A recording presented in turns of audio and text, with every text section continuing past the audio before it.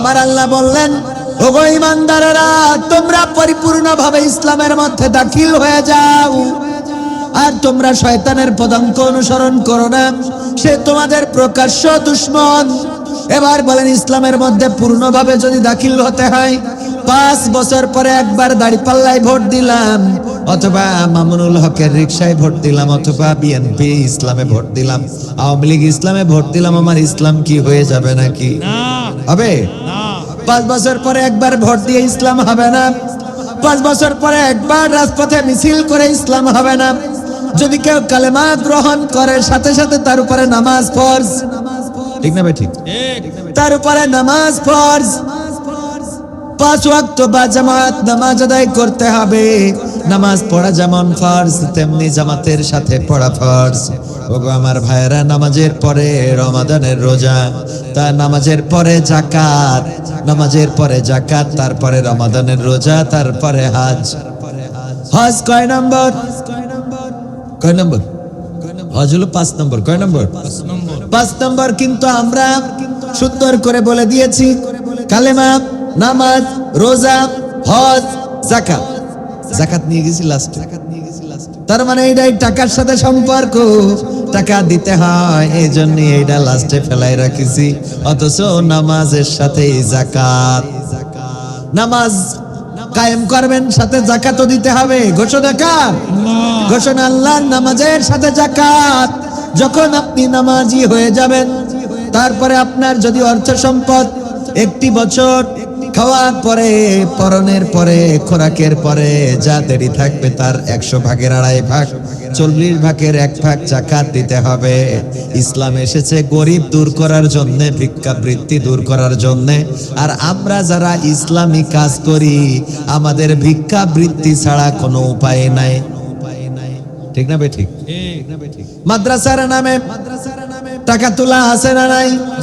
মসজিদের নামে টাকা তোলা, মাদ্রাসার নামে টাকা তোলা, আর যত টাকা এই জাতীয় তোলা, এই যে টাকা যারা উঠায়, সবাই দাড়ি রাখে, টুপি পরে, পাঞ্জাবি পরে। একজনও পাবেন না জিন্সের প্যান্ট পরে, শার্ট পরে ভিক্ষা করে বেড়ায়, আছে নাকি? তার মানে টুপি, পাঞ্জাবি, দাড়ি, এইগুলো আমরা ভিক্ষার উপকরণ বানাইছি, ভিক্ষার পোশাক বানাইছি। এগুলো কিসের পোশাক? ভিক্ষার পোশাক। আমার ভাইয়েরা, এই জন্য ইসলামের মধ্যে পরিপূর্ণভাবে দাখিল হতে বলেছেন কে? আল্লাহ। ইসলামের মধ্যে পরিপূর্ণভাবে দাখিল হতে বললেন এই জন্য যে যদি কেউ ইসলামের মধ্যে পরিপূর্ণভাবে দাখিল হয়ে যায়, তাইলে তার দুনিয়ার জীবন জিন্দেগি পরিবর্তন হয়ে যাবে। সে ভিক্ষা করবে না, বরং ভিক্ষা দেবে। বিশ্ব নবী সাল্লাল্লাহু আলাইহি সাল্লাম বলেছেন, নিশ্চয়ই নিচের হাতের থেকে উপরের হাতটা উত্তম। সুবহানাল্লাহ বলবেন। নিচের হাতের থেকে উপরের হাতটা উত্তম। আপনি নিচে হাত রেখে নিলেন, এটার থেকে উপরে দিলেন, এইটাই উত্তম। দেওয়া শিখতে হবে, দান করা শিখতে হবে, আপনার যাকাত দেওয়া শিখতে হবে, অর্থ এককালীন দান করা শিখতে হবে, সাদাকা দেওয়া শিখতে হবে, কুরবানি দেওয়া শিখতে হবে, যাকাত দেওয়া শিখতে হবে। কিন্তু আমরা এইগুলো করি না। ইসলামের বাইরে যত রকম কাজ আছে, কোনো কিছুতে আমাদের অভাব হয় না। চায়ের দোকানে 500, 1000, 2000 টাকা বিল হয়ে যায় মাসে মাসে, এটাই আমাদের অভাব মনে হয় না। কিন্তু মসজিদের মধ্যে যদি সপ্তাহে 1 দিন যায়, খুচরা টাকাগুলো এখনো মসজিদের শানের উপরে ঝনঝন করে না? করে না? দিতে গেছিল, পড়ে গেছে, ঝনঝন করে উঠলো।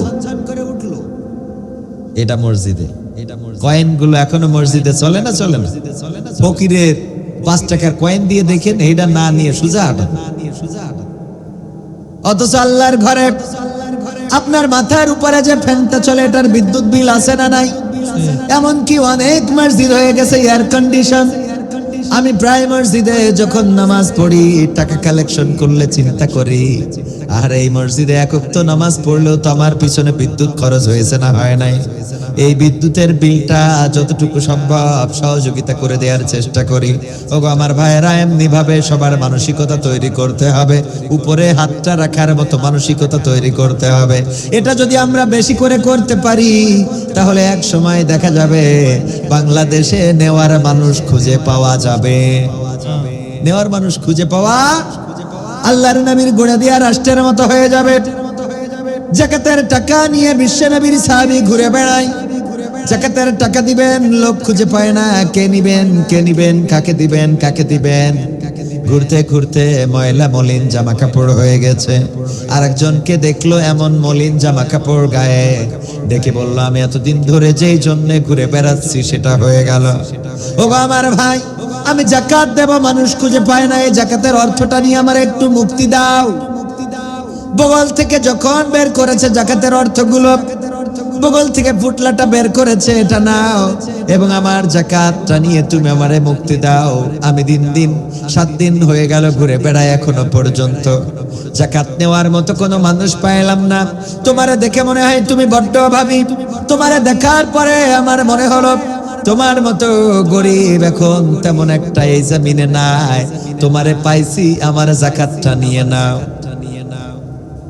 আমার একটা ঘটনা মনে পড়ে গেল। হেলিকপ্টারে করে আমার স্যার ডাক্তার শেখ মহিউদ্দিন আকিজ সাহেবের বড় ছেলে, আপনারা চিনেন, নাম শুনেছেন না? আদ্দিন হাসপাতাল, আদ্দিন মেডিকেল কলেজ সহ অনেক প্রতিষ্ঠানের যিনি মালিক, উনি বললেন যে যশোর থেকে তোমার একটু 12 বাজার নিয়ে যাবো, ওখানে যে মসজিদ করছি বেলার, মসজিদটা দেখাতে নিয়ে যাবো।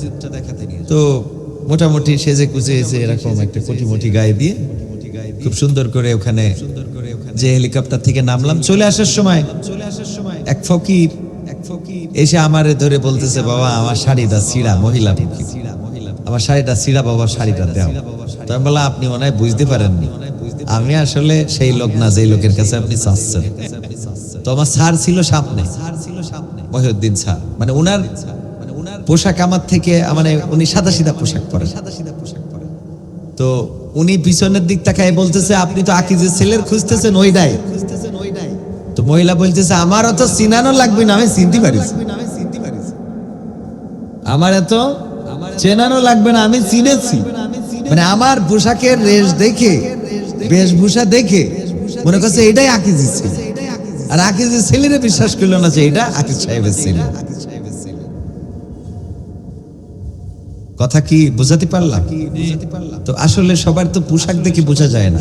বিশ্ব নবী সাল্লাল্লাহু আলাইহি সাল্লাম এমন একটা সমাজ গড়ে দিয়ে গেলেন, জাকাতের টাকা নিয়ে ঘুরে বেড়ায়। যার সাথে দেখা হলো সেই লোকটার মলিন জামা কাপড় দেখে বুঝতে পারলেন এটাই মনে হয় গরিব, এটাই মনে হয় জাকাত পাবার উপযুক্ত, জাকাত খাওয়ার উপযুক্ত। তারে যখন ডাক দিয়ে বললো, জাকাতের অর্থটা নাও আর আমারে একটু মুক্তি দাও, নিজে আবার নিজের বগল থেকে একটা পুটলা বের করে বলল, দেখো তুমি আমারে গরিব মনে করো, আমিও তো জাকাতের টাকা নিয়ে ঘুরে বেড়াই। আল্লাহু আকবার।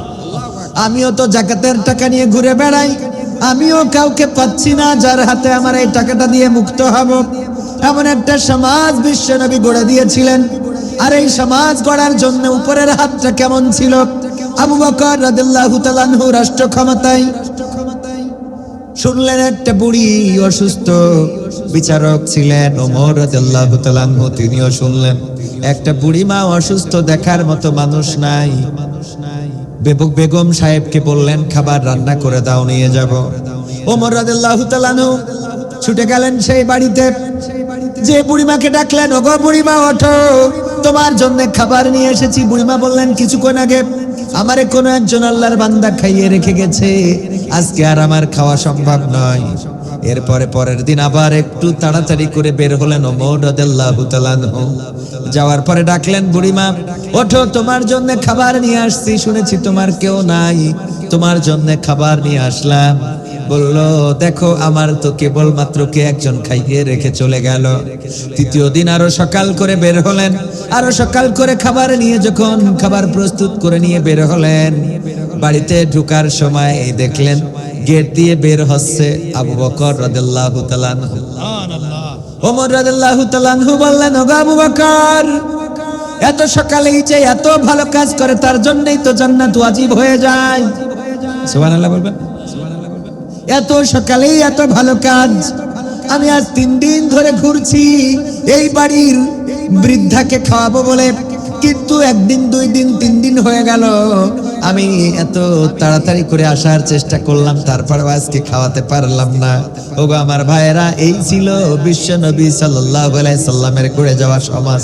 রাষ্ট্রপ্রধান নিজেই গরিব দুঃখীর বাড়িতে যেতেন আর গরিব দুঃখীর আহারের ব্যবস্থা করে দিতেন।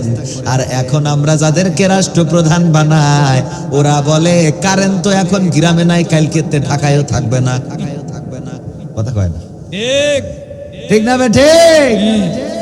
ও আমার ভাইরা, রাষ্ট্রপ্রধান আমরা যাদেরকে বানাতে হবে তাদের মধ্যে ইনসাফ থাকার দরকার আছে না নাই? রাষ্ট্রপ্রধান এমন মানুষকে বানাতে হবে যেই মানুষগুলো জনগণের কাছে যাবে, জনগণের দুঃখ দুর্দশা বুঝবে, জনগণের কষ্টগুলো বুঝবে এবং জনগণের অধিকার বুঝে দিতে পারবে।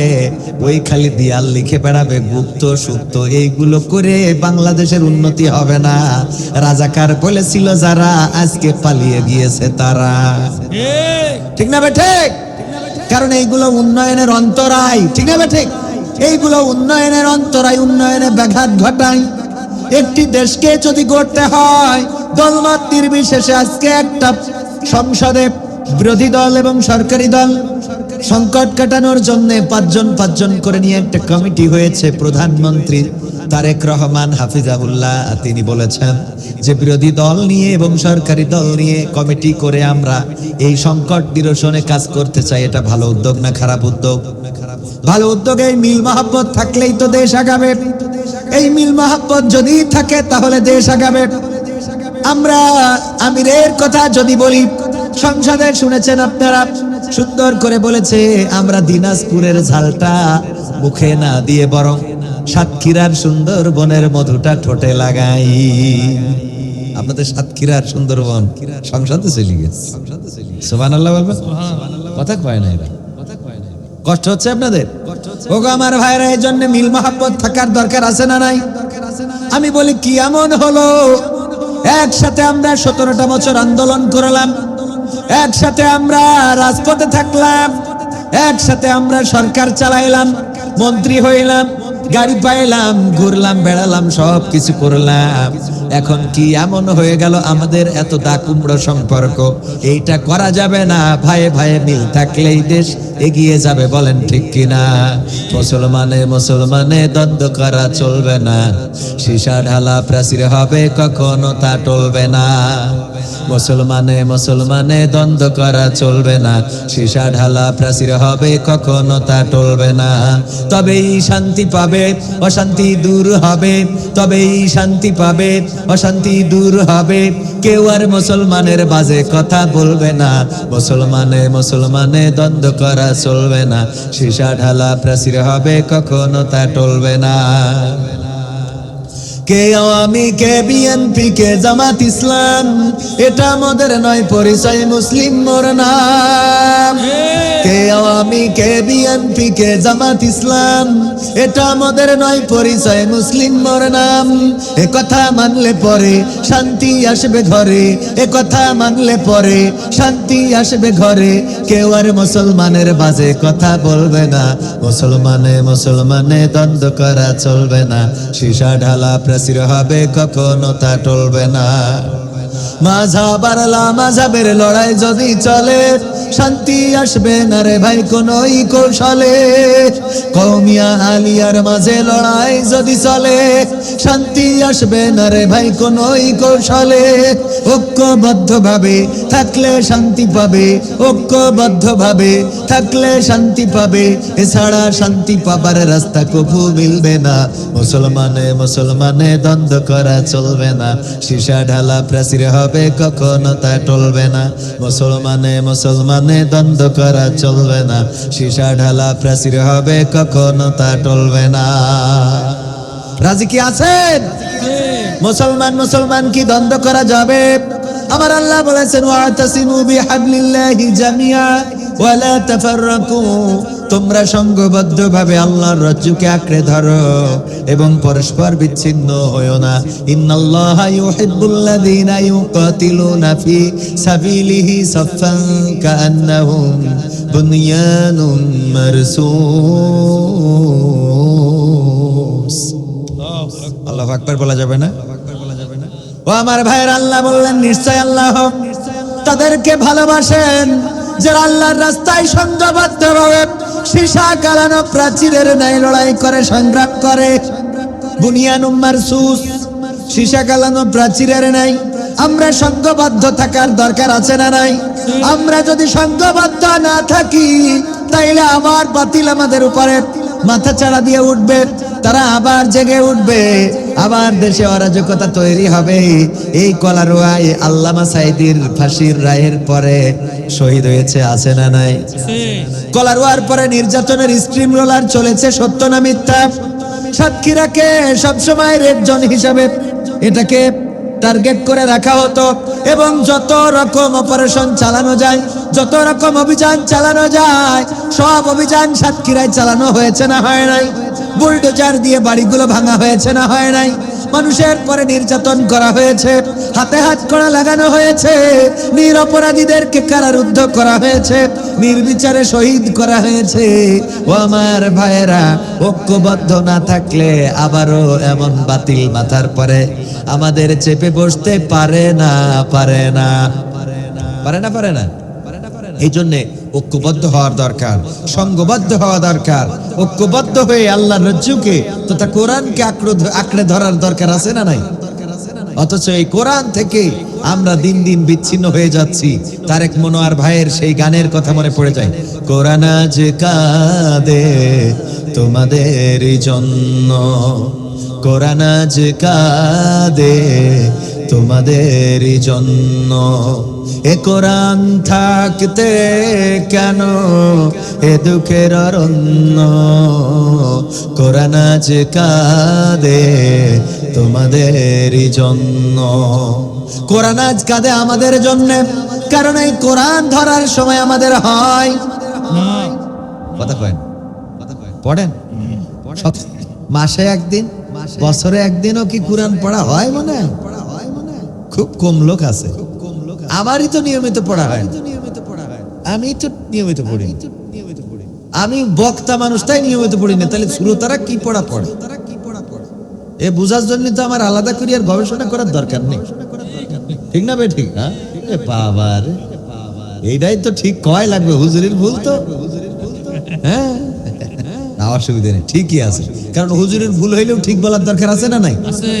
হুজুরের ভুল হইলে স্পষ্ট করে লুকমা দেবে, আল্লাহু আকবার, হুজুর ডিস্টার্ব হয়ে গেছে, বলার দরকার আছে না নাই?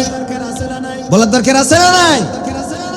ও আমার ভাইয়েরা, পবিত্র কোরআনের সূরা ফাজর 4টা আয়াত তেলাওয়াত করেছি, শেষের 4টা আয়াত 28, 29, 30 না 27, 28, 29, 30 মনে হয়, হ্যাঁ 28, 29, 30, 31, তাই হবে?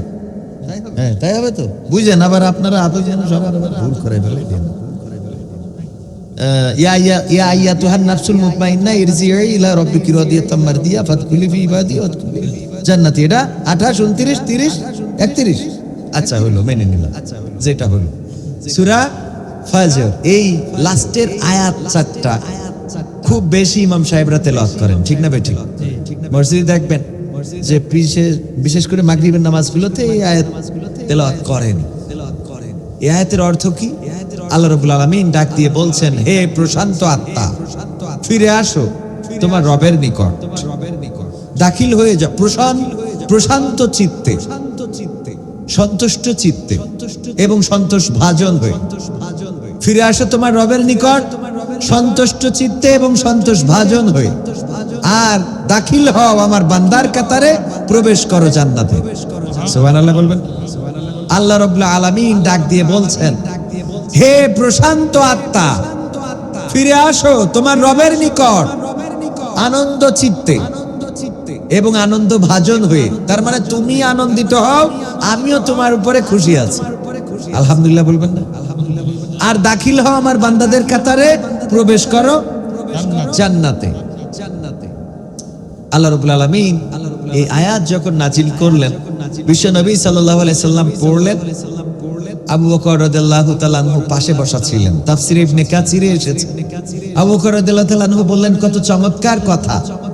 আল্লাহ রাব্বুল আলামিন ডাক দিচ্ছেন যে, হে প্রশান্ত আত্মা, ফিরে আসো তোমার রবের দিকে, আর তুমি সন্তুষ্ট থাকো, আমিও তোমার উপরে সন্তুষ্ট। দাখিল হও বান্দাদের কাতারে, প্রবেশ করো জান্নাতে, আমার বান্দাদের কাতারে দাখিল হও। এই কথা কাকে বলা হবে গো নবী? বিশ্বনবী বললেন এই কথা তোমাকে বলা হবে তোমার মৃত্যুর সময়। সুবহানাল্লাহ বলবেন। আবু বকর রাদিয়াল্লাহু তাআলা আনহুকে বিশ্বনবী বললেন এই কথা তোমাকেই বলা হবে তোমার মৃত্যুর সময়। এই কথা যদি আল্লাহ রাব্বুল আলামিন কারণ মৃত্যুর সময় বলেন, এর থেকে বড় প্রাপ্তি আর কিছু আছে? কথা কয় না, এর থেকে বড় প্রাপ্তি আর কিছু আছে? আমার সাথে আকিস পরিবারের একটু সম্পর্ক ভালো, এই জন্য রোগ ব্যাধি হইলে তেমন একটা টেনশন করি না, কারণ মাথার মধ্যে থাকে যে হাসপাতাল তো আছে আমাদের। আমার ছোট মামা মালয়েশিয়াতে যাওয়ার পরে একটা কথা বলতো যে পকেটে যদি টাকা থাকে তাহলে রোগ ব্যাধিও একটু কম হয়। মানে কম আসলে হয় কিনা জানি না, তবে কনফিডেন্স থাকে, একটু চিন্তা মুক্ত, মানে বিশ্বাস থাকে যে না আলহামদুলিল্লাহ। দেখবেন দুশ্চিন্তাগ্রস্ত হয়ে অনেকেই মারা যায়, এরকম আছে না? দুশ্চিন্তায় অভাব, সংসার চলে না, বউ পায় না, বউ থাকে না, যা একটা পাইছিল তাও সে ঘর লাগা হচ্ছে না, এরকম হয় না? হয় না? তো এইগুলো থেকে দুশ্চিন্তা করতে করতে অনেকেই রোগগ্রস্ত হয়ে পড়ে, তারপরে জমিন ছেড়ে চলে যেতে হয়।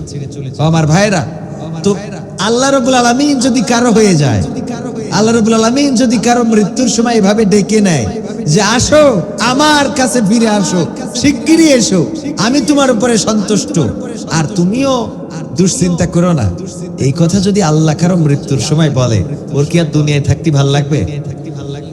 লাগবে? কারণ আমরা তো সারা জীবন আল্লাহকেই চাচ্ছি। সিজদায় পড়ে কাকে চাই? আল্লাহর কাছে ফরিয়াদ করি, ও আল্লাহ তুমি আমাদের খালিক, তুমি আমাদের মালিক, তুমি রহমান, তুমি রহিম, তুমি আমাদের উপরে খাস রহমত বর্ষণ করো, তুমি আমাদের উপরে দয়া করো। আদম আলাইহিস সালাতু ওয়াসসালামের মতো বলি রব্বানা জালামনা আনফুসানা ওয়া ইল্লাম তাগফির লানা ওয়া তারহামনা লানাকুনান্না মিনাল খাসিরিন।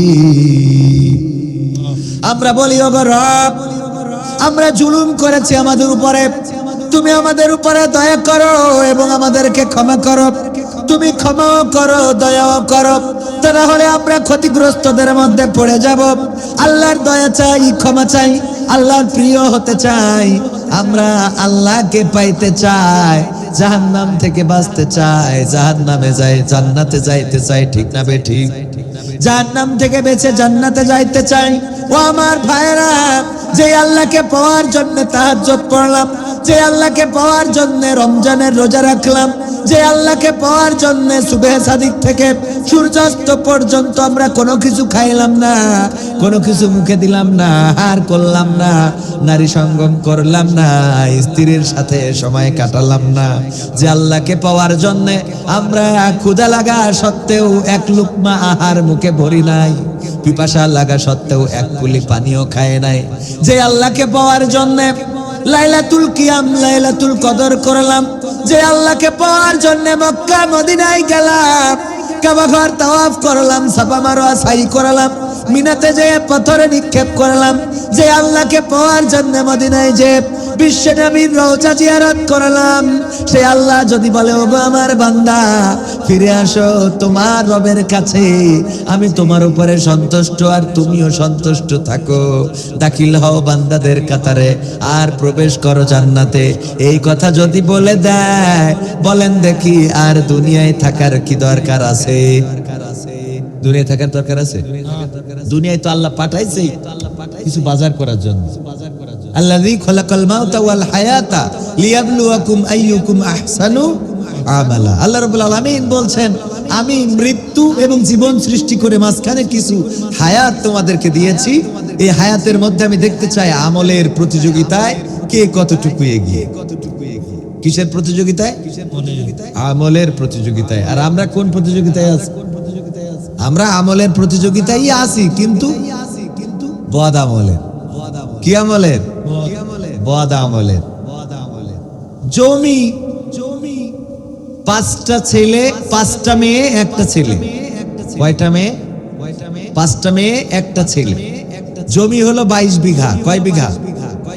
বাবার 22 বিঘা জমি। তো 22 বিঘা জমি থেকে কন্যাদেরকে 5টা কন্যাকে দিয়েছে 12 বিঘা, আর ভিটে বাড়ি সহ 10 বিঘা দিয়েছে ছেলেকে। এতে কিছুটা কন্যারা অল্প কিছু শরিক বঞ্চিত হয়েছে, অধিকার বঞ্চিত হয়েছে অল্প। অনেক সময় কন্যা সন্তান বেশি হইলে সম্পদ কি মেয়েদের ভাগে বেশি চলে যায় না, যায় না? তো এই জন্য আবার লিখে দেয়। তো নওগাঁয় ওই বাবা এটাই করেছে, কিছু জমি মেয়েদের মোটামুটি দিয়ে অল্প কিছু ঠকানো হয়েছে। অবশ্যই 12 বিঘা দিয়েছে মেয়েদের, 10 বিঘা দিয়েছে একজন ছেলেকে। অথচ ইসলাম কি বলে যে মেয়ে যা পাবে, ছেলে যা পাবে মেয়ে তার অর্ধেক পাবে। হ্যাঁ, এটাই হলো ইসলামী শরিয়া। তো এখন এইটুকু দেওয়ার কারণে মেয়ের স্বামী, তার মানে হলো আপন দুলাভাই, শালাকে কুপায়ে, শুধু শালাকে না, শালার বউকে, শালার সন্তান ছেলে এবং মেয়েকে কুপায়ে পুরো পরিবারটাকেই নির্বংশ করেছে। দেখেছেন না নওগাঁয়? নওগাঁয় তো যেয়ে দেখেন নাই, মিডিয়ায় দেখেছেন না? মাত্র 2 দিন আগের ঘটনা, দেখেছেন কিনা? সম্পদের জন্য কি প্রতিযোগিতা! যদি সঠিকটাও পাইতো তাও কি খুব বেশি পাইতো বলেন? 4 জন মানুষকে হত্যা করে ফেললো, বাবা মা এবং বাচ্চা, মেয়ে সন্তান ছেলে সন্তান। একজনের বয়স 3 বছর, একজনের বয়স 10 বছর। এই যে আমাদের প্রতিযোগিতা। এবং দেয়ালে লিখে রেখেছে যে ওর বাবাকে, মানে শ্বশুরকে, জামাই লিখেছে শ্বশুরকে, লিখেছে তোরে এবার ধরতে পারলাম না, এই যাত্রায় বেঁচে গেলি, দলিল দে নাইলে তোরও খবর আছে। আহারে 4 জন, এই নিষ্পাপ শিশু দুইটার কি অপরাধ ছিল? এই দুইটা শিশুকে মাথায় ঘা দিয়ে থেতলে থেতলে মেরে ফেলেছে, বাকি দুইটারে জবাই করেছে বড় ছুরি দিয়ে, সেই ছুরি পুকুরের মধ্যে ফেলে দিয়েছে। দেখেছেন আপনারা? এই যে অবস্থা। আমাদের প্রতিযোগিতা আছে কিসের? মালের প্রতিযোগিতা, সম্পদের প্রতিযোগিতা। আমাদের প্রতিযোগিতা আছে নারীর প্রতিযোগিতা। আমার বলতে কি ওর বউ ভালো, ওর সাথে লাইন মারতে হবে। আছে না নাই? অমুখীর স্বামী বিদেশে, বউটা তো খুব ঝেঁকানাকা, এইটার সাথে দেখি কেমনে কি করা যায়। এইটা নিয়ে টাকা পাঠায় একজন, আর একজন দিয়ে মার্কেটে নিয়ে যায়। ঠিক না বেঠিক? এগুলো আছে না নাই? সুন্দরী বউয়ের প্রতিযোগিতা, প্রেমিকার প্রতিযোগিতা, ক্যাফেতে খাওয়ার প্রতিযোগিতা, চা খাইতে হবে। এই উল্লুক চা, ভাল্লুক চা, এক এক নাম হয়েছে। কলারুয়াই খেয়ে ওর স্বাদ হচ্ছে না, জিগের কাছে যায় সে ভাল্লুক চা খায়, কফি হাউস। ঠিক না বেঠিক? এই প্রতিযোগিতা আছে না নাই? তারপরে বাইকের প্রতিযোগিতা। আল্লাহ রাব্বুল আলামিন বলেছেন তোমাদের চক্ষু, তোমাদের মনের খোরাক, সেইগুলো অর্থ সম্পদ, ঘোড়া, সেই ঘোড়ার জায়গায় এখন হয়েছে বাইক। ঘোড়ার জায়গায় কি? বাইক। এগুলো তোমাদের দিন বিমুখ করে রেখেছে, পরকাল বিমুখ করে রেখেছে। আমার ভাইয়েরা, এখন ঘোড়ার জায়গায় বাইক উঠেছে। তখনকার সময় ছিল ঘোড়া, বাইক কি? এখন আর চায়না গাড়ি কেউ চালাইতে চায় না। চায়? এখন চায়না গাড়ি কেউ চালাইতে চায় না। এখন সবাই চায় ওই যে R15 ভার্সন নাকি উঠেছে, ওইগুলো গিয়ার মারতে হবে, আর ওইগুলোর জন্য তেলের ঘাটতি পড়তেছে। আগে ওই যে ডায়াং 50 এইগুলো চালাইতো আমাদের বাপ দাদারা, 1 লিটার পেট্রোলে 1-150 কিলোমিটার ছিল। ঠিক না বেঠিক?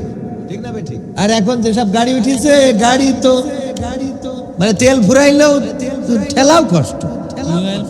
হ্যাঁ, আর আমাদের সময় আরো একটা বাইক ছিল, আপনারা দেখেছেন কিনা জানি না, যে তেল দিয়েও চলতো আবার প্যাডেল মেরেও চলতো। তেল ফুরাইলে প্যাডেল মারবে। আরে এই গাড়িগুলো আমার যুবকেরা চালাইতে পারে না, ও লাগবে R15, একটু গিয়ার মারবে। এইগুলো আমাদের প্রতিযোগিতা আছে না নাই? অমুখী ছেলে কিনেছে, আমার দোস্ত এই গাড়ি কিনেছে, আমি পালসার চালাই, আমার বলতেছে ভাই আপনার পালসার মানায় না। আমি বললাম হিরো চালাতাম, আপনারা ওই বলিতে পালসার কিনেছে, এতে ভালোই তেল খায়, এইটা মানায় না। আমি বললাম এখন পাম মারি আর একটা কিনে, অত পাগল আমি হয় না। কি কথা কয় না? অত পাগল আমি হয়েছি নাকি? হ্যাঁ, এই তেলের যে ক্রাইসিস, এগুলো তো আমরাই তৈরি করতেছি। এখন হাঁটা তো নাই, মানে এমন অবস্থা, টয়লেটে যাবে তা মোটরসাইকেল, এটুকুন ওই পাড়ায় যা দিন, অমুকের একটু দেখি দিশান দিন, আমনি গাড়ি ওই পাড়ায় যাবে, এরকম হেঁটে যায় আছে, দেখাইতে পারবে? তো ক্রাইসিস তো আমরা তৈরি করেছি, এতে করি শরীরেরও ক্রাইসিস। আপনি হাঁটেন না, আপনার শরীর খারাপ করে, ঠিক না? ঠিক ওগো আমার ভাইয়েরা, এগুলো বুঝে চলার দরকার আছে না নাই? এবার আসেন, যে আয়াত নিয়ে কথা বলতে চেয়েছিলাম, আমি তো খুব বেশি ভালো আলেম না, আপনারা ভালো করেই জানেন, তো তারপরেও কথা বলতে হয়। কিছু কথা, মানুষের কিছু খোরাক, যতটুকু আল্লাহ রাব্বুল আলামিন বলান। আমি জানি যে আমি অযোগ্য একজন মানুষ, কিন্তু এই সমাজে আসলে যোগ্যদের কথা তো মানুষ শুনতে চায় না। চায়? যোগ্যদের কথা যদি শুনতে চাইতো, তাহলে সাতক্ষীরাতে চারটে গেল, অন্য জায়গাতে গেল না কেন? কথা কয় না, ঠিক? 151 ছাড়াই যেত। তো যাই হোক, এখন এই যোগ্যদের কথা অনেক সময় শুনতে চায় না। কিছু আছে তেলবাজ, অবশ্যই এখনকার প্রধানমন্ত্রী এই তেলবাজি পছন্দ করেন না। গতকালকে কে বলেছিল মহামান্য? বলেছে আমার নামের আগে মহামান্য বলবেন না। এটা ঠিক আছে না ঠিক নাই? এইটাই ঠিক, কারণ এত তেলবাজি করার দরকার নাই তো। আর একজন তেল দিতে লেগেছে, স্পিকার বলল যে আপনি প্রশ্ন করেন, করতে দিয়েছে প্রশ্ন, হাতে কয় যে এই এত কথা বলা দরকার, এই ইতিহাস বাংলাদেশের লোক জানে, কথা কয় না। কে কি ছিল, কে কি করেছে না করেছে জানে, আলহামদুলিল্লাহ। দেশের জন্য কাজ করতে হবে, বিদ্যুৎ, পানি, দেশের জনগণের অধিকার, সার, এই ধান সেচ পাচ্ছে না, মেশিন মাথায় করে নিয়ে তেল পাম্পে ঘুরে বেড়াচ্ছে। এই ক্রাইসিস দূর করার দরকার আছে না নাই? এটা আমাদের সবার সমস্যা, এটা আমার সমস্যা, আপনার সমস্যা। শুধু সমস্যা সমস্যা সমস্যা বলে গেলাম, সমাধান হবে না। সমাধান কি? সমাধান হলো, আমরা শুনছি যে সিন্ডিকেট করে এই ক্রাইসিস তৈরি করা হয়েছে। এই সিন্ডিকেটের মালিক কারা? তাদেরকে ধরে নিয়ে যদি দৃষ্টান্তমূলক শাস্তি দেওয়া হয়, তাহলে এই সিন্ডিকেট নির্মূল হবে, বাংলাদেশের জনগণ তাদের অধিকার ফিরে পাবে। বলেন ঠিক কিনা? কারণ পদ্মা, মেঘনা, যমুনা বিভিন্ন নামে তারা বিদেশ থেকে তেল আমদানি করে, এবং তারাই শুধুমাত্র এই দেশে তেল বন্টন করে। তেলের দাম তারাই নির্ধারণ করে, যেটা সাবেক সরকার শেখ হাসিনা, বেগম জিয়ার করে যাওয়া যে একটা আলোচনার মধ্য দিয়ে দাম বাড়ানো কমানো হবে করে গিয়েছিলেন, সেটা বাতিল করেছিল সাবেক প্রধানমন্ত্রী। সেই আইনটা বাতিল করে সরকারের কিছু দায়িত্ব নিয়েছিল, সরকার কিছু দায়িত্ব নিয়েছিল, এইটা আবার বাতিল করে ফেলল। এটা বাতিল না করে এই দায়িত্বটা তো সরকার নিয়ে, সরকার নিয়ন্ত্রণ করা যায় দাম, ঠিক না বেঠিক? কিন্তু এটা ওই সিন্ডিকেটের হাতে ছেড়ে দেয়া আছে। ওরা সিদ্ধান্ত নিয়ে, ওরা চিন্তা করবে তেলের দাম বাড়বে না কমবে, ওরা চাইলে তেল দিবে, না চাইলে দিবে না। ও আমার ভাইরা, এই জন্য এই সমস্যা থেকে যদি মুক্তি পেতে হয়, তাহলে কোরআনের আইনের বিকল্প নাই। কারণ চোর যারা, তাদের হাত কাটতে হবে। এই অপরাধ যারা করছে, তাদের হাত কাটতে হবে। যদি এই অপরাধীদের হাত কাটা হয়, তাহলে বাংলাদেশে আর ওই তেলগুলো, গতকালকে আমরা দেখেছি আমাদের খনিজ ও জ্বালানি প্রতিমন্ত্রী, তিনি পত্রিকার কাটিং গুলো পড়েছেন, যে অমুক জায়গায় অমুকের বাড়িতে তেল, অমুকের গাড়িতে তেল, অমুকের পানির ট্যাঙ্কিতে তেল, অমুকের মাটির নিচেই তেল, এইভাবে প্রতিটা জেলায় চুরি করে করে রেখে দিয়েছে। এইগুলো যখন ধরা হবে আর ঘেসাং ঘেসাং করে হাত কাটা হবে, তখন ওই তেল বাড়ি থাকা তো দূরের কথা, মোটর সাইকেলে যদি তেল একটু বেশি হয়, কবে আমার তো 2 লিটার ঢেলে না, কথা কয় না। এগুলো বোঝার দরকার আছে না নাই? এই জন্য আইন লাগবে কার? আল্লাহর আইন ছাড়া এই সমাজে শান্তি আসবে না, আল্লাহর আইন ছাড়া এই সমাজের মুক্তি আসবে না, কোরআনের আইন ছাড়া আমার যুব সমাজও মুক্তি পাবে না। কোরআনের আইন যদি কায়েম হয়ে যেত, আমার যুবকেরা ওরা আদর্শের পথে পরিচালিত হতো। নামাজ যদি কায়েম হয়ে যেত, নামাজ আজান হয়ে যাবে, সবাই মসজিদে চলে যাবে। 5 বার যদি কেউ নামাজ পড়ে, বিশ্ব নবী সাল্লাল্লাহু আলাইহি ওয়াসাল্লাম বলেছেন, তোমাদের বাড়ির সামনে যদি কোনো পুকুর থাকে, আর সেই পুকুরে যদি 5 বার করে কেউ দিনে গোসল করে, বলো দেখি তার গায়ে কি কোনো ময়লা লাগবে? আল্লাহর নবীর সাহাবীরা বললেন, না, কোনো ময়লা লাগবে না। বিশ্ব নবী বললেন, ওগো আমার সাহাবীরা শুনে নাও, যদি কেউ 5 ওয়াক্ত নামাজ আদায় করে, 5 ওয়াক্ত সালাত যদি কেউ আদায় করে, তাইলে এই মানুষটা এমন হয়ে যায় যে তার আমল নামায় আর কোনো গুনাহ থাকে না, আমল নামায় আর কোনো গুনাহ থাকে না। আমার যুবকেরা মসজিদ মুখী হচ্ছে না, এখন পালসার মুখী, ক্যাফে মুখী, মার্কেট মুখী, আইফোন মুখী, এইগুলো হয়ে যাচ্ছে। এইগুলোই তারা দুনিয়ার এই চাকচিক্যের মধ্যে পড়ে গিয়েছে, দুনিয়ার এই সৌন্দর্যের মধ্যে পড়ে গিয়েছে। অথচ আমার রব বলেছেন, আল্লাযী খালাকাল মাউতা ওয়াল হায়াতা লিয়াবলুয়াকুম আইয়ুকুম আহসানু আমালা ওয়া হুয়াল আজিজুল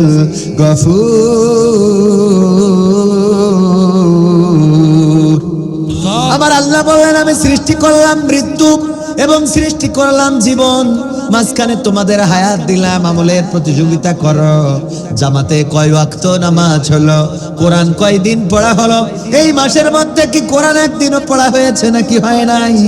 যাকাত কয় টাকা দিলাম, কত দান করলাম, সাদাকা করলাম, কতটুকু ভালো কাজ করলাম, কয়টা রুগীকে দেখতে গেলাম, অসুস্থ মানুষের পাশে দাঁড়ালাম, অসহায় মানুষের পাশে দাঁড়ালাম। এই ভালো কাজের প্রতিযোগিতা করা দরকার, কিন্তু আমরা এখন খারাপ কাজের প্রতিযোগিতায় আছি, বলেন ঠিক কিনা? আল ফাঁকি দেওয়ার প্রতিযোগিতায়, ধান ফসল করার প্রতিযোগিতায়, অমুকের ক্ষেতে ধান হয়েছে 30 মণ, আমার 32 মণ হওয়া লাগবে। অমুকের জমি আছে 5 বিঘা, আমার 10 বিঘা হওয়া লাগবে। অমুকের বাড়িতে ফ্রিজ আছে, আমার বাড়িতে ফ্রিজের সাথে এয়ার কন্ডিশনও থাকা লাগবে। এই প্রতিযোগিতা আছে না নাই? কেউ 1 তলা করেছে, তার বাড়ির দরকার নাই, তাও 2 তলা করা লাগবে। কেউ 2 তলা করেছে, তার 3 তলা করা লাগবে। এই প্রতিযোগিতাগুলো আমরা করে যাচ্ছি ভাইয়েরা আমার। এই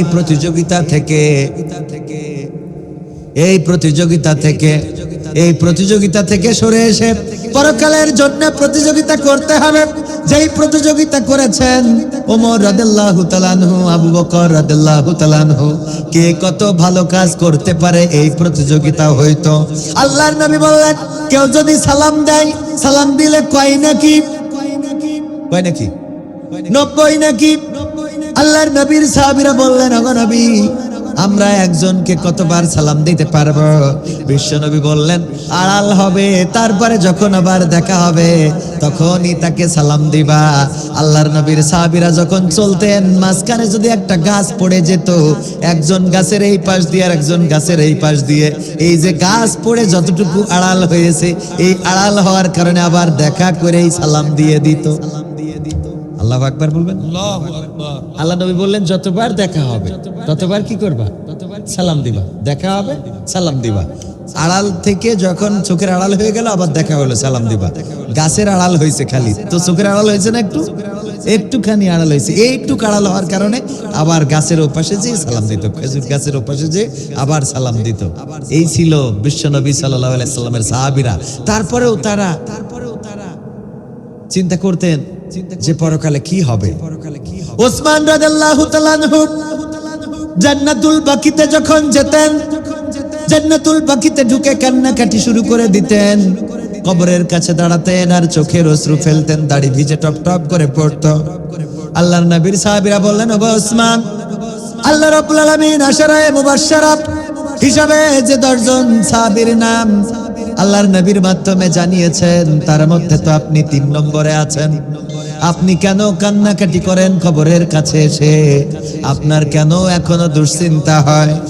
আল্লাহর নবী সাল্লাল্লাহু আলাইহি সাল্লামের সাহাবী ওসমান রাদিয়াল্লাহু তাআলা আনহু বললেন, যখন কবরের কাছে আসি তখন মনে পড়ে যায় আমার নবী বলেছেন, এই কবর হলো প্রথম গেট। প্রথম গেটে যদি কেউ আটকে যায়, তাইলে সব জায়গায় সে আটকে যাবে। আর প্রথম গেটে যদি কেউ পার পেয়ে যায়, তাইলে সব জায়গায় সে পার পেয়ে যাবে। ওগো আমার সাহাবীরা, কবরের কাছে আসলেই আমার দুশ্চিন্তা ধরে বসে, না জানি এই গেটটা কেমন হবে, কি অবস্থায় পার হব, পার হতে পারবো কি পারবো না, কি অবস্থা হবে এই গেটে, এই চিন্তা করে আমার চোখ থেকে অশ্রু বিগলিত হয়। বিশ্বনবী বললেন, ওগো আমার সাহাবীরা, ওগো আমার উম্মতেরা, আমি তোমরা যেন শিরক না করো, তোমরা যেন বিদআতে আসক্ত না হয়ে যাও, এই জন্য কবরের কাছে দাঁড়াতে নিষেধ করতাম, কবর জিয়ারতে নিষেধ করতাম। কিন্তু অনুমতি দিলাম এই জন্য, যাতে কবরের কাছে গেলে তোমাদের মৃত্যু ভয়টা জেগে ওঠে, জাগ্রত হয়, তোমরা যেন পরকালের ভয়ে ভীত হতে পারো, এই জন্য তোমাদের কবর জিয়ারতের অনুমতি দিলাম। কবর জিয়ারতের অনুমতি। কিন্তু এখন কবর জিয়ারত আছে নাকি? আছে? আগে ঈদের সময় ঈদের নামাজ পড়ার আগে ফজরের নামাজ পড়ে গ্রামে ঘোরা হতো, আমাদের বাপ দাদারা চাচারা ঘুরতেন আর প্রতিটা কবর জিয়ারত করতেন। এখন এগুলো আছে? হারিয়ে গেছে। এখন কোরআন পড়া হারিয়ে গেছে। আজকালকের ছেলেরা বই নিয়ে আর বসে না, গুগলে সার্চ করিয়া পড়ে। একালের মেয়েরা কোরআন হাদিস ধরে না, এখনকার মা বোনেরা কোরআন হাদিস পড়ে না। ও আল্লাহ, টিকটকে ভিডিও ওরা করে। ঠিক কইলেন না তো? আপনাদের দিকে করে না তো? আজকে মন্টু মিয়ার বাগান বাড়ি ছিলাম, মুজাফফর গার্ডেন। আমি বললাম মন্টু মিয়ার বাগান বাড়ি কোনটা আর মুজাফফর গার্ডেন এটা হইলো কেমন? আমি ওইটা দেখি আবার যে জিজ্ঞেস করলাম, ভাই মন্টু মিয়ার বাগান বাড়ি কোনটা? কয় এইটাই তো। আজকে সারাদিন প্রোগ্রাম ছিল ওখানে এক অডিটোরিয়ামে। বললো যে মন্টু মিয়াও যেই লোক, মুজাফফরও এই লোক, কিন্তু মন্টু মিয়া কেমন একটা দেখা যায়, টাকা পয়সা হয়েছে তাই নামটা একটু চেঞ্জ করি, মুজাফফরটার লিখিতেছে। বললাম যাক, তাও ভালো। এই গার্ডেনে দুপুর বেলা জোহরের নামাজ পড়ে খাবার দাবার, কিন্তু লোকের ভিড় হয়ে গেছে, টেবিলের সংখ্যা কম। আমরা কয়েকজন বললাম তাইলে একটু হেঁটে আসি, তারপরে খাইতে বসবো। ও মাঝে এইদিকে যাই, দেখি এই দিকে জুড়াই জুড়াই বসে আছে। আজকে এখন তো পিকনিকের সময় না, তারপরে এরা আসছে। এরা কোন আল্লাহর ওলি? হ্যাঁ, এবার বসলাম তিনজন এক জায়গায়, ওখানতেও দেখি দুইজন বসা। আমাদের ভাই বলতেছে জায়গা বাছাই করলেন তো এই জায়গা, পরে ওরা লস যায়, আবার একজন উঠে চলে গেল আর একজন বসে থাকলো। আর আমাদের এখন সাহসও নেই যে জিজ্ঞেস করবো যে তোমরা কি কাবিন আছে নাকি? মামুনুল হক হলি না হয় জিজ্ঞেস করতাম। হ্যাঁ, ঠিক না? ঠিক। ও আমার ভাইয়েরা, আজকালকের ছেলেরা বই নিয়ে আর বসে না, গুগলে সার্চ করিয়া পড়ে। এখনকার মা বোনেরা কোরআন হাদিস ধরে না। ও আমার কলারুয়ার মা বোনেরা কোরআন হাদিস পড়ে না। ও আল্লাহ, টিকটকে ভিডিও ওরা করে। আজকালকের ছেলেরা বই নিয়ে আর বসে না, গুগলে সার্চ করিয়া পড়ে। আগের সময় প্রেম করিলে মুরব্বীরা বলতো পেয়েছ কি, এখন বলে শখ করিয়া বাবু তুমি খেয়েছ কি। আগের সময় প্রেম করিলে মুরব্বীরা বলতো পাইছ কি, এখন বলে শখ করিয়া বাবু তুমি খাইছ কি। লজ্জা শরম নাই, আইলাম কোন জামানাই, নাই আইলাম কোন জামানাই, ভবিষ্যৎ দেখি অন্ধকারে। আজকালকের ছেলেরা বই নিয়ে আর বসে না, গুগলে সার্চ করিয়া পড়ি। নতুন করে হয়েছে চালু এখন আবার কোন ট্রেন্ড, পরিচয় করাই দেখি এই আমার গার্লফ্রেন্ড। আছে না নাই? যুবকেরা হাসে কিন্তু কয় না। নতুন করে হয়েছে চালু এখন আবার কোন ট্রেন্ড, পরিচয় করাই দেখি এই আমার বয়ফ্রেন্ড। শরমের মাথা খাইয়া গেছে সব পাগল হইয়া, শরমের মাথা খাইয়া গেছে ওরা পাগল হইয়া, ভবিষ্যৎ দেখি অন্ধকারে। আজকালকের ছেলেরা বই নিয়ে আর বসে না, গুগলে সার্চ করিয়া পড়ি। ঠিক না ঠিক? এমন ছেলে আছে না নাই? আর আমার মা বোনেরা কোরআন হাদিস ধরে না, পড়ে না। সকাল বেলা গুনগুন করে কোরআন পড়তো। আমাদের ছোটবেলায় দেখেছি মাটির বাড়ি, চাষের বেড়া, উপরে খড়ের ছাউনি, তারপরেও কোরআনের আলো ছিল না। আর এখন বৈদ্যুতিক বাতি, আইপিএস আছে, সৌর বিদ্যুৎ আছে, বাড়িতে টেলিভিশন আছে, বাড়িতে এয়ার কন্ডিশন আছে, কিন্তু কোরআনটার কদর নাই। এখন আর গুনগুন করে কোরআন তেলাওয়াত শোনা যায় না। আপনি নিজে মনে করেন আমি পড়ি না, অসুবিধা নাই, ছেলেরে মাদ্রাসায় দেব, মানুষ বানাবো, আমার জন্য দোয়া করবে। ও মাদ্রাসাতে 72 আর 14 গোষ্ঠী হবে। ঠিক না বেঠিক? আছে না? মা বাবা হুজুর বানাবে। আমার এক অভিভাবক হুজুর বানানোর জন্য বাচ্চাতেছে আমাদের এখানে। আমার কাছে ফোন করে অভিযোগ করতেছে, হঠাৎ করে ছেলে বলি ফেলিছে, ফোনে শুনতে পাচ্ছি, বলছে তুমি আমারে হুজুর বানাইতে চাও, নিজেই তো নামাজ পড়ো, নিজেই কি করো না, নামাজ পড়ো না, আমারে বানাও হুজুর। মাদ্রাসায় দিয়ে রেখেছেন, কিন্তু নিজের নামাজের সাথে সম্পর্ক নাই, কোরআনের সাথে সম্পর্ক নাই, আল্লাহর দ্বীনের সাথে সম্পর্ক নাই, রাসূলের দলের সাথে সম্পর্ক নাই। বিপদে পড়ে যাবেন, ওই সন্তান ভালো হবে না, ওই সন্তান ভালোর পথে চলবে না। মা যদি ভালো হয়, ছাও ভালো হবে, বাবা যদি ভালো হয়, বাচ্চাও ভালো হবে। দুই একটা উল্টো পাল্টা হইতে পারে, কিন্তু বেশিরভাগই ভালো হবে। বলেন ঠিক না বেঠিক? রিসার্চ করে দেখেন। আমার বাবা ওয়াজ করতেন, আপনার কোলারওয়ায় এসেছেন মাস্টার আব্দুল সামাদ, মুরব্বী যারা তারা অনেকেই চেনেন, এই অঞ্চলগুলোতে ওয়াজ করেছেন, এনার বাড়িতেও এসেছেন, ওয়াজ করে গিয়েছেন। আমি তার সন্তান, আমি বড় আলেম নই, কিন্তু বাবা যেমন ছিল আল্লাহ এই পথে আমারে বানাই দেছে না দেয় নাই। আবার আমার সন্তান এখন স্টেজে গান গাওয়া ধরেছে, এখনো ছোট মানুষ, 11 বছর বয়স, এখন স্টেজে গান গায়। আমি যদি এখন মারা যাই, তারপরে হয়তো আল্লাহ চাইতো আবার আমার সন্তানেও আমার সিলসিলায় গড়ে দিতে পারে না, পারে না। কারণ এটা স্বপ্ন বোনা হয়ে যায়, এটা স্বপ্ন বোনা। এই জন্য বাবা মারা ভালো হইতে হবে, বাবা মা যদি ভালো হন, সন্তান ভালো হয়ে যাবে। আলোচনা বেশি দীর্ঘায়িত করব না, কারণ প্রধান মেহমান রয়েছে। কিন্তু যে আলোচনা করছিলাম সূরা ফাজরের, মনে আছে না আপনাদের? আল্লাহ বললেন, ওগো প্রশান্ত আত্মা, ফিরে আসো তোমার রবের নিকট, সন্তুষ্ট চিত্তে এবং সন্তোষ ভাজন হয়ে, আর দাখিল হও তোমার বান্দাদের কাতারে, প্রবেশ করো জান্নাতে। ওগো আমার ভাইরা, এই কথাগুলো যদি শুনতে হয়, এই কথাগুলো আল্লাহ যেন আমাদের বলেন, এটা আমরা চাই না? চাই না? কারা কারা চান হাত দেখতে চাই?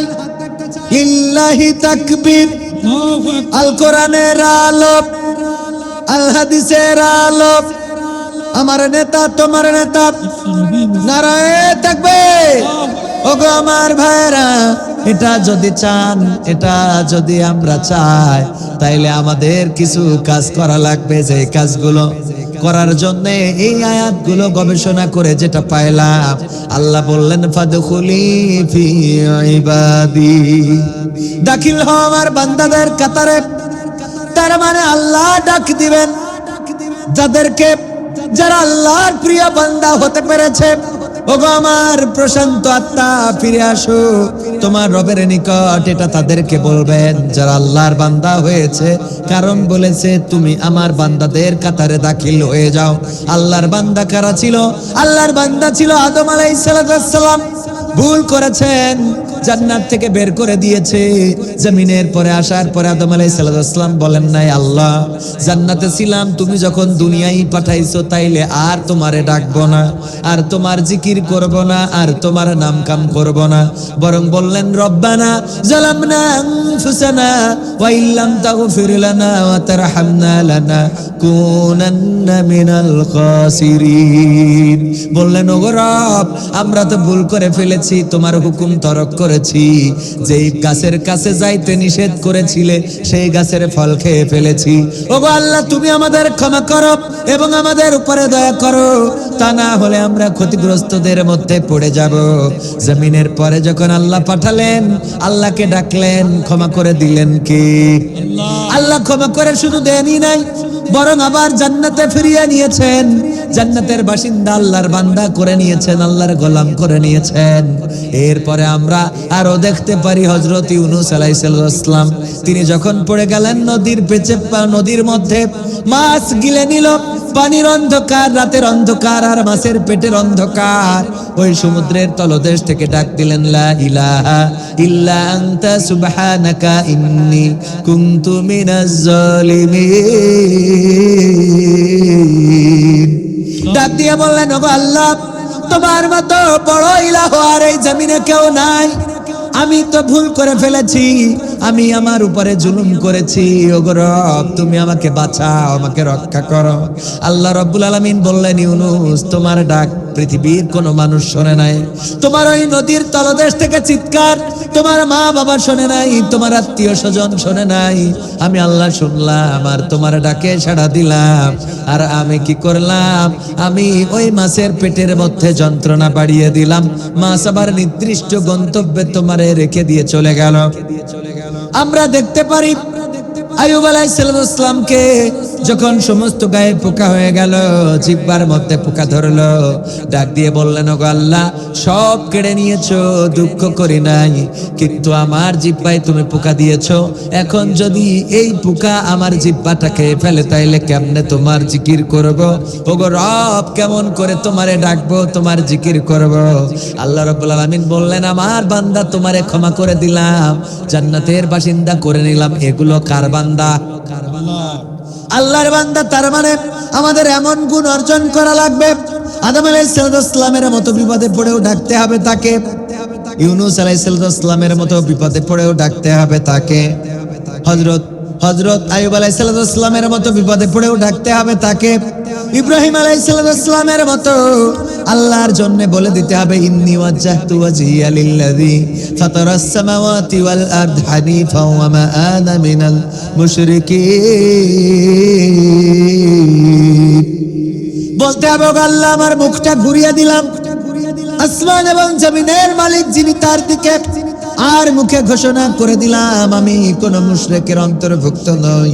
এই অপরাধের কারণে আগুনে ফেলে দিল, আগুনে ফেলে দেওয়ার সময় নমরুদের কাছে মাথা নত করেছিল নাকি? মাথা নত করে নাই, বরং সেই আগুনটাকে বরণ করে নিয়েছেন।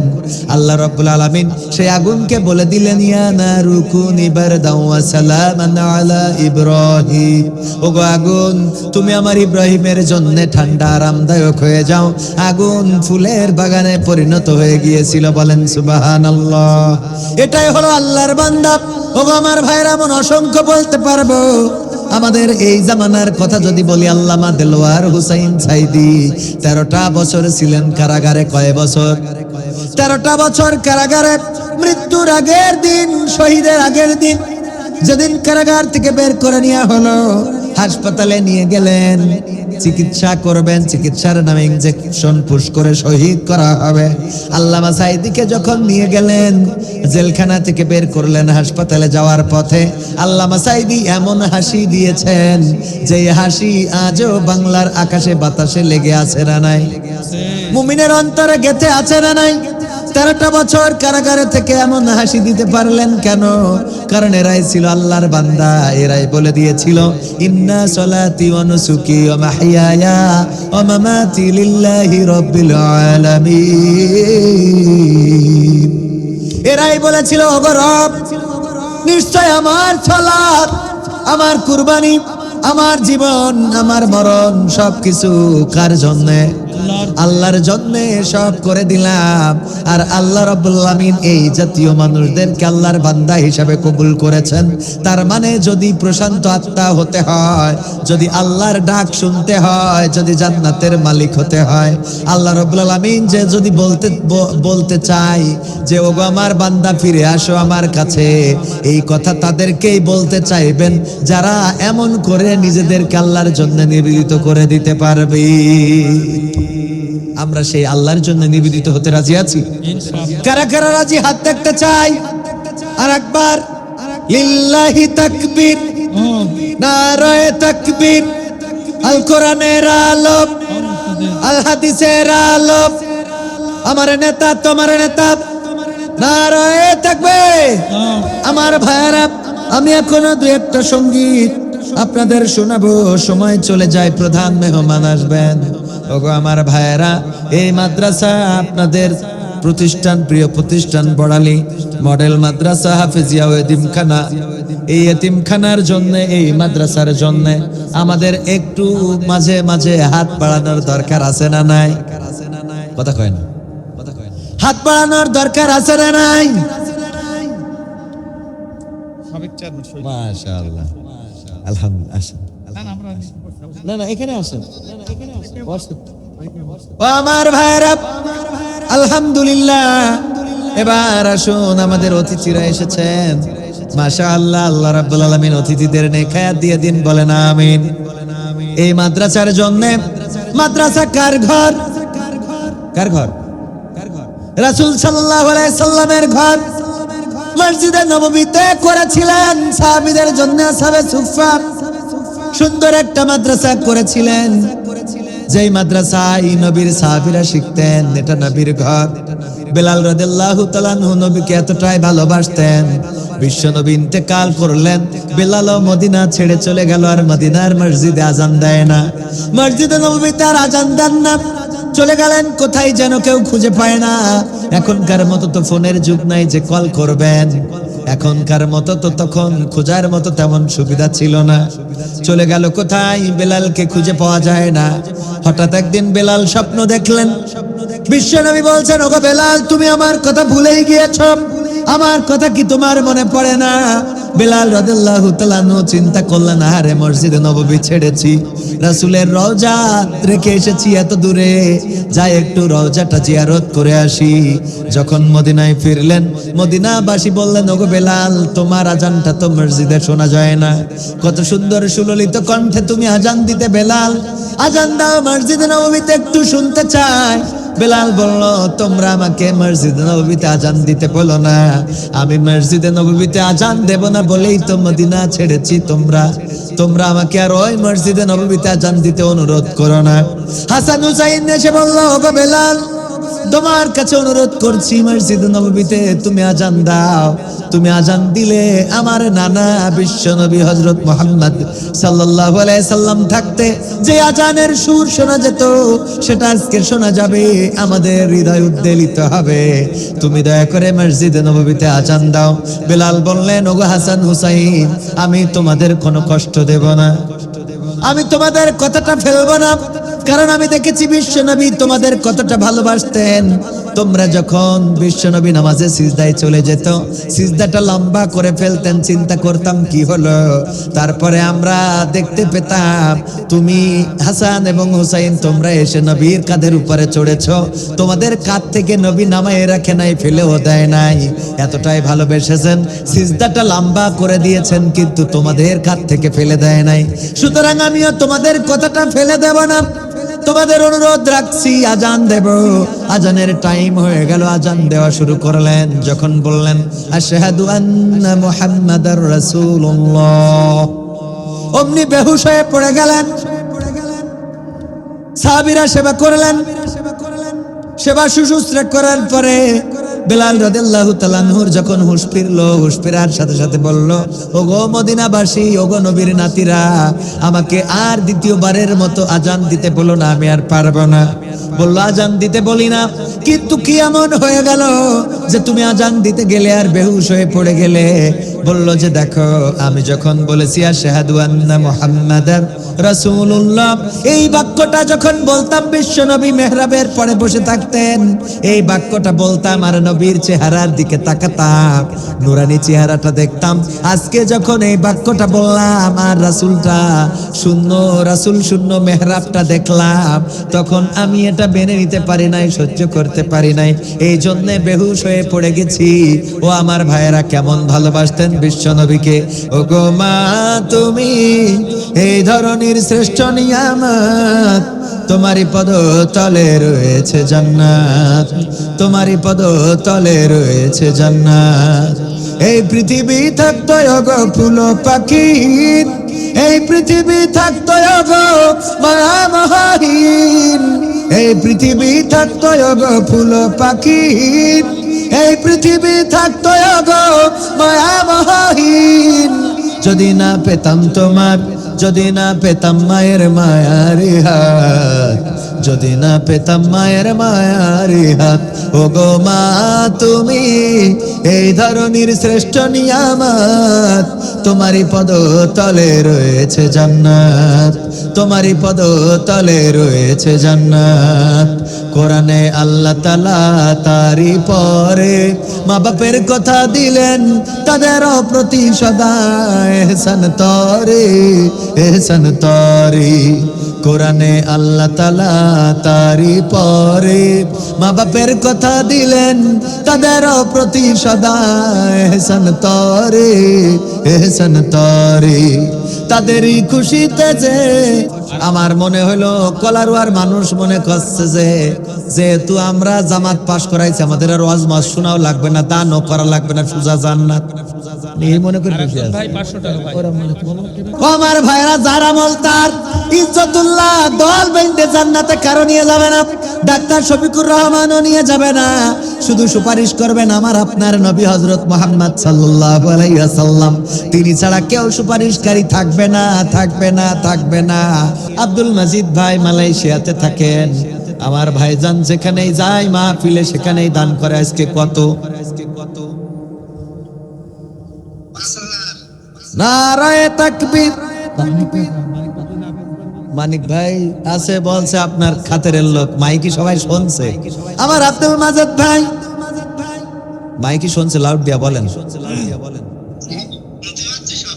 হ্যাঁ, তা মানিক ভাইয়ের সম্মানে আবার চেয়ারম্যান আছে, শহীদুল চেয়ারম্যান, তো সেই সম্মান করি মহির জামাই, তো ওই সবাই সম্মানে ওই চাচা তো বলতে পারছে না, তা আর 5,000 দেন, মোট 10,000। আল্লাহ ভরসা, ইনশাআল্লাহ বলেন, ইনশাআল্লাহ, ইনশাআল্লাহ, যাক আলহামদুলিল্লাহ। এই সবাই শুনলো, সবার জন্য দোয়া। ও আল্লাহ, আমার আব্দুল মাজিদ ভাই মালয়েশিয়াতে কাজ করে, অনেক পরিশ্রম করে, দিন রাত পরিশ্রম করে। আমি এই মানুষটাকে দেখেছি যথেষ্ট পরিশ্রমী, পরিবার নিয়ে থাকে, সন্তান আছে, স্ত্রী আছে, মালয়েশিয়ার বুকে আল্লাহ ওখানে কর্ম করে সারাটা দিন সারাটা রাত। আমি দেখেছি রাতের পরে রাত তার সাথে ঘুরেছি, বিশ্রাম নাই, গাড়ি চলতে থাকে চলতে থাকে, এখানে কাজ ওখানে কাজ, এ জেলায় কাজ সে জেলায় কাজ। আল্লাহ তুমি দয়া করে মালয়েশিয়ায় তারে মুসিবত মুক্ত রাখো, পরিবার পরিজনকে হেফাজতে রাখো। আল্লাহ সন্তান বড় হয়েছে, নেককার একটা পাত্রী দাও সন্তানের জন্য, কন্যা সন্তানটা আল্লাহ নেককার একটা পাত্রের ব্যবস্থা করে দিও। মা নাই বাবা নাই, চিরজনমের মতো বিদায় নিয়ে অন্ধকার কবরে ঘুমানো আল্লাহ কবরগুলো জান্নাতের বাগান বানিয়ে দাও। ওগো রব, তোমার কাছে খাস করে ফরিয়াদ করি, বড় ভাই অসুস্থ, আল্লাহ বড় ভাইয়ের সুস্থতা দান করে দাও, আপনজনদেরকে আল্লাহ কবুল করে নাও, বলে না আমিন। 10,000 টাকা আব্দুল মাজিদ ভাই, কয় হাজার? 10,000 টাকা করলেন দান। এখন 500 টাকার পেট্রোল নিতে যে 500 টাকা ঘুষ দেয় এমন আল্লাহর বান্দা আছে না নাই? 500 টাকার পেট্রোল নিতে যে 500 টাকা ঘুষ দিয়ে ফেলে। যদি কেউ জানমাল দেয় জান্নাত দিয়ে দিবেন কে? জান্নাত দেওয়ার মালিক কে? আপনাদের অবিশ্বাসও নেই। আজকে যেখানে সেমিনারে ছিলাম, ভারত থেকে এসেছেন একজন মোটিভেশনাল স্পিকার, তিনি বললেন এই জমিনের 100 ভাগ মানুষের মধ্যে 40 ভাগ হলো আস্তিক যারা আল্লাহতে বিশ্বাস করে, আর 20 ভাগ হলো নাস্তিক যারা আল্লাহতে বিশ্বাস করে না, আর 40 ভাগ আছে এরা হলো সংশয়বাদী। কি বাদী?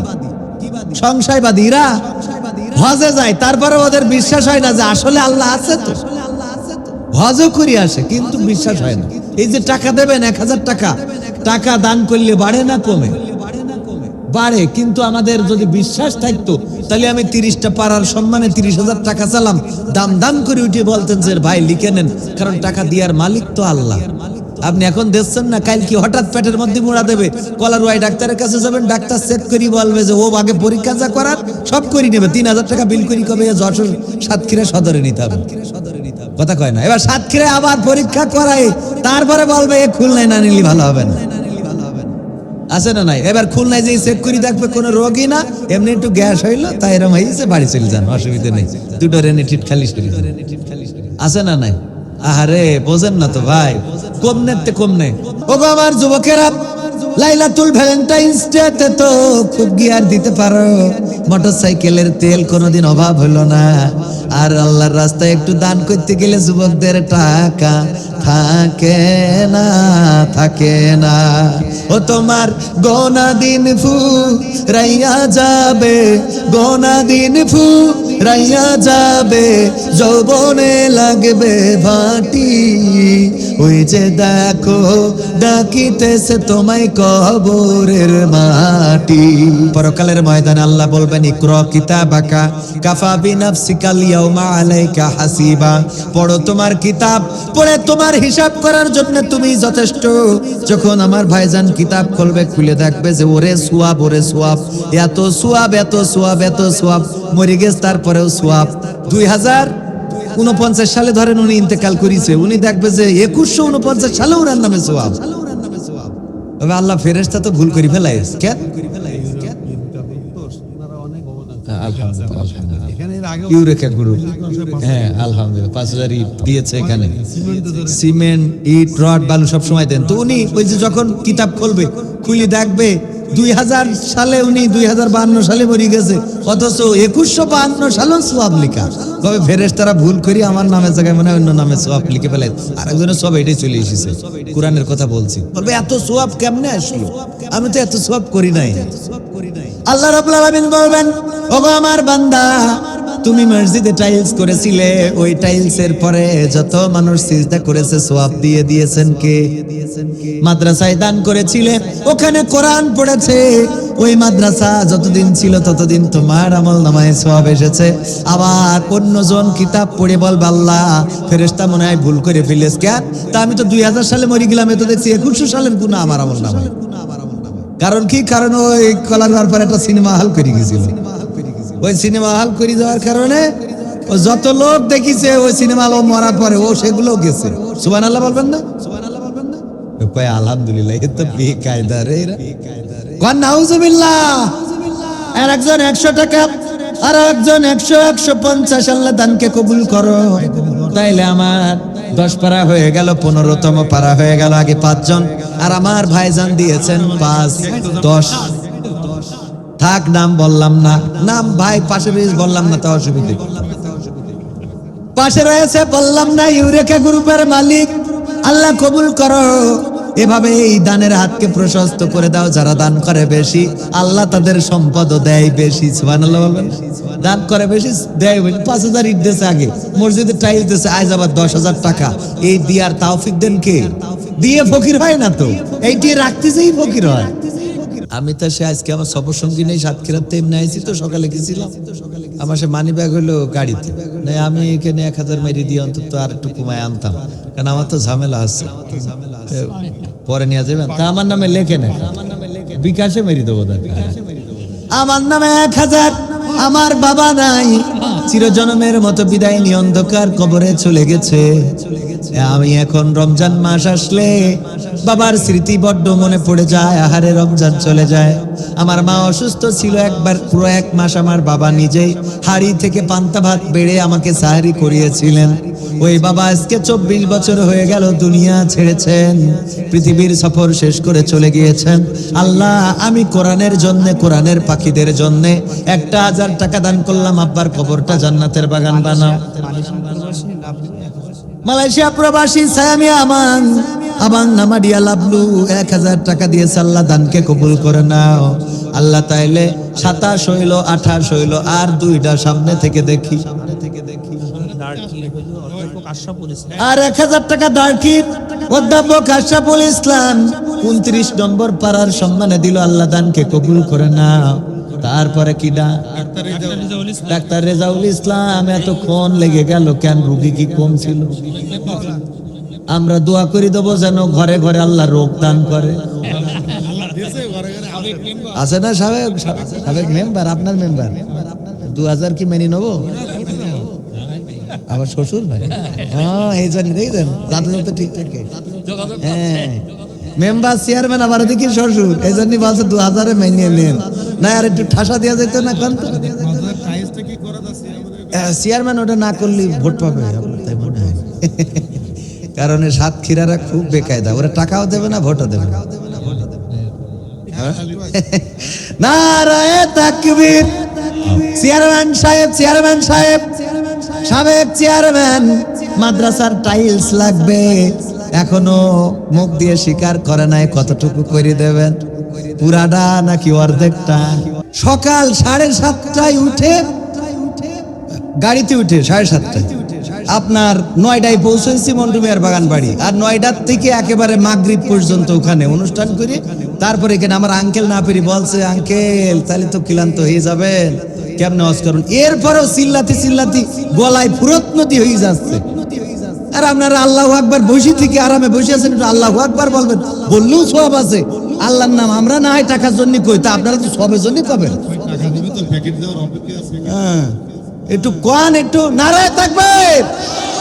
এইবার হয়েছে এটা কি না নাকি চেয়ারম্যানের থেকে ভয় করছে যে আবার মাস্টার মাস্টার করে দেবে, এরা মনে হচ্ছে ভয়, এরম ভয় আছে না? পাগল কানগে, ও তো একটা সমস্যা হয়েছিল অল্প। এ তো সে চেয়ারম্যান না, আগেই বলেছে, আমি ওটা আর বললাম না, কারণ ওই পরে আবার এই মিডিয়া তো কানতে আবার পরে ওকে পেতে যাবেন, আমি এই জন্য রিপ্লাই করি। আর বুদ্ধি আছে না পাগল, এমনি কি ওয়াজ করি কেন? নারায়ে তাকবীর। আর একটু জোরে,